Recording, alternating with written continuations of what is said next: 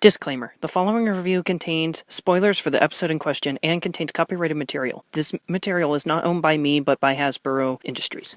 Centipede. My little pony, my little pony.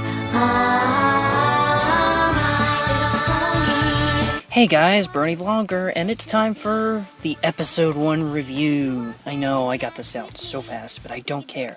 So, of course, we're going to start back at the episode that started it all. Friendship is magic. In this episode, Twilight Sparkle is tasked by Princess Celestia with going to Ponyville and make some good friends. There, she meets a few fellow ponies like Pinkie Pie, Applejack, Rainbow Dash, Rarity, and Fluttershy. And in the second part of the episode, Nightmare Moon is freed from her imprisonment and begins to shroud the world in eternal night. Twilight Sparkle and her friends must find the elements of harmony to stop Nightmare Moon. The great thing about this episode is it grips you immediately with its animation, its great characters, great story, and phenomenal pacing. The cast is a tad cliched, but they're identical with flaws and strengths that are, well, really well developed in the time length of the two episodes.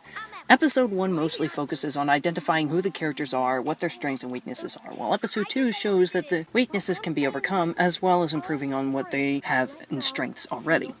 The show treats the audience fairly and doesn't treat you like an idiot, or like most other kids' shows do, and expects you to follow along with its plot while not making it too complicated. Everything is really well tied together and flows great.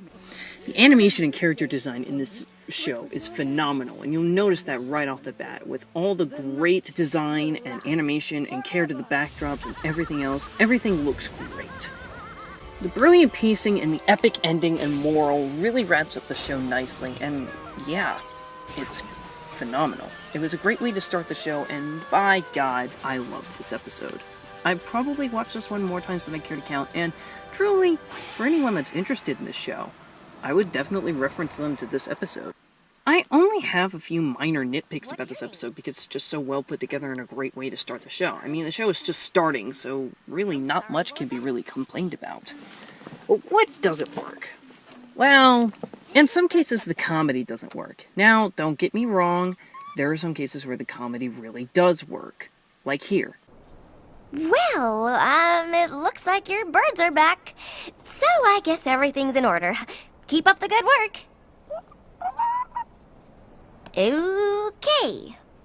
I mean, how did you not fall out of your chair laughing at that scene?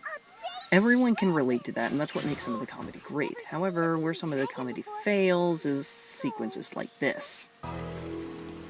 Oh! My moustache! And this. Hey!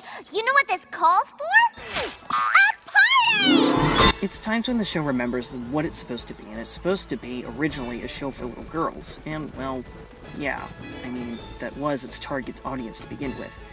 However, in this episode, it does try to show that it is meant for everyone and that anyone can watch and enjoy the show, and they worked really hard to make it that, by throwing in comedy for everyone to enjoy. However, sometimes the jokes just, well, fall flat on their face. And of course, the things that I don't like are mostly nitpicks. First off, the theme song I'm not a big fan of, and that's not exactly a secret. And yeah, there's just really little nitpicks here and there, like, how come Spike writes letters for Twilight Sparkle, but when she throws big words at him, he's all of a sudden confused? Yeah, talk about jokes that don't really work. That doesn't make any sense. He should have a great concept of the English language in order to write all these letters, or the pony language, or whatever you want to call it. I don't care. And of course, at the end, when, well, Celestia calls Princess Luna her sister, everyone acts surprised. Hadn't that been implied earlier in the episode by one of the ponies that they were sisters? I mean, that's not exactly a surprise. Why are you all acting surprised? And of course, one of my big problems with the episode, and actually my only big problem with the episode, is the overly implied irony. What do you mean by that? Well, take a listen to this. She said to check on preparations. I am her student, and I'll do my royal duty, but the fate of Equestria does not rest on me making friends. Don't believe me? Here's another instance of it. There are 6 elements of harmony, but only 5 are known. Kindness, laughter, generosity, honesty, and loyalty.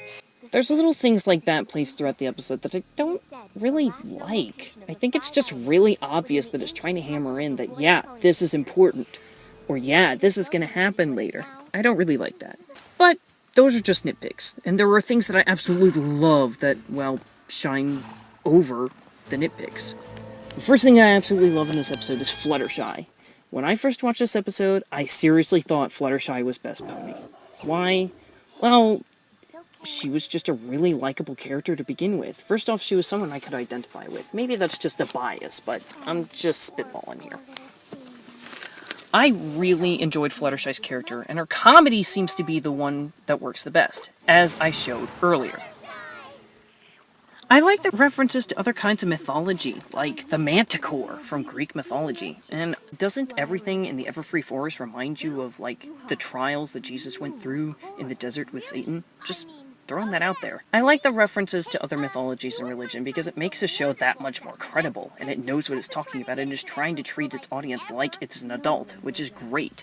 And of course, that ending. Flashy animation, flashy action, great moral, great character development, and yeah, it was just a great way to wrap things up and say, yeah, this show is going to be awesome. If you weren't hooked on this show to begin with because of the amazing animation and well-paced story and everything else, then I'd be surprised. This is one of those episodes that everyone's kind of synonymous about whether they enjoyed it or not. Even if you do have more nitpicks than I do, it was still a really enjoyable episode. I give this episode a 9 out of 10, and yeah, I definitely would watch again. It's only the little minor nitpicks that are holding it back from being the best in the series. Still. This is the Brony Vlogger, and this is the first review of many.